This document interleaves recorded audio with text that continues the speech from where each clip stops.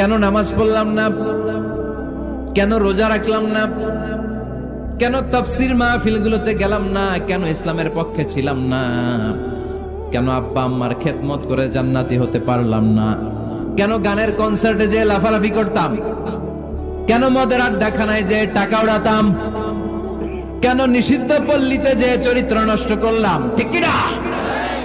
কেন ইসলাম বিরোধী রাজনীতির সাথে জড়িত থাকলাম, কেন কোরআনের বিরুদ্ধে আন্দোলন করলাম, কেন শাহবাগের মঞ্চে উঠে বক্তব্য দিলাম, কেন সবসময় ইসলামের বিপক্ষে ছিলাম, কেন আলেম ওলামাদের বিপক্ষে ছিলাম, কেন কোরআনের বিপক্ষে ছিলাম?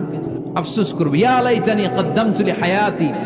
আল্লাহ বলবেন খুযুহু ফাগুল্লুহু সুম্মাল জাহিমা সাল্লু সুম্মা ফি সিলসিলাতিন সাবউনা যিরাআন ফাসলুকু। আল্লাহ বলবেন ধর, শিকল বন্দি কর, ওই দেখা যায় জাহান্নাম করছে যে গরগর, ঠিক কি না? ধর এগুলারে, ধর বলার সাথে সাথে দৌড়, ডানে বায়ে পাগলের মতো ছুটবে, ছুটে জান্নাতীদের পিছনে যেরকম লুকাতে চাইবে, নিজেকে আড়াল করতে চাইবে, দুনিয়ায় এরকম বুক দেখায় আর তো রাস্তায়, আর বলতো আমার এলাকা, আমার দাপট, আমি যা কমু তাই হবে। আজকে ওর দাপট নাই, আজকে ওর অহংকার নাই, আজকে ওর পেছনে চালা চামুন্ডা নাই, আজকে ওর কোনো ক্ষমতার দাপট নাই। ক্ষমতা একজনের, তিনি কে?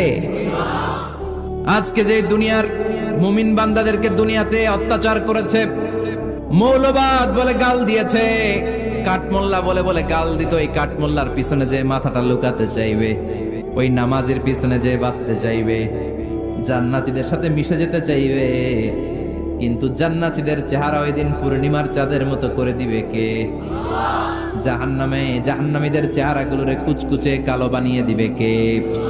ইয়ারাফুল মুজরিমুনা বিসীমাহুম ফায়ুখাযু বিন-নাওয়াসি ওয়াল আকদাম ফাবিআইয়ি আলাই রাব্বিকুমা তুকাযযিবান। ফেরেশতারা নজর করে তাকানোর সাথে সাথেই চিনে ফেলবে কোনটা জান্নাতি কোনটা জাহান্নামী, ঠিক কি না?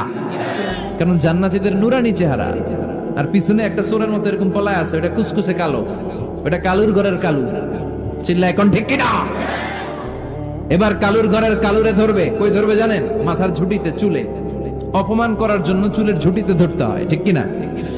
ফেরেশতারা চুলের ঝুঁটি ধরে টান দিবে, পা ধরে হেঁচকা টেনে নিতে থাকবে। জান্নাতীদেরকে যেমনি ফেরেশতারা পেছন থেকে ওয়েলকামিং রিসিপশন দিয়ে সালাম সালাম সালাম, শান্তি নিরাপত্তা বলে বলে বলেছেন চলেন চলেন, এইটা জান্নাত নয়, জান্নাতের গেট। ও সম্মানিত জান্নাতের মেহমানরা চলেন, এইটা গেট, ওইটা গেট, ওই দেখা যায় জান্নাত, চলেন চলেন।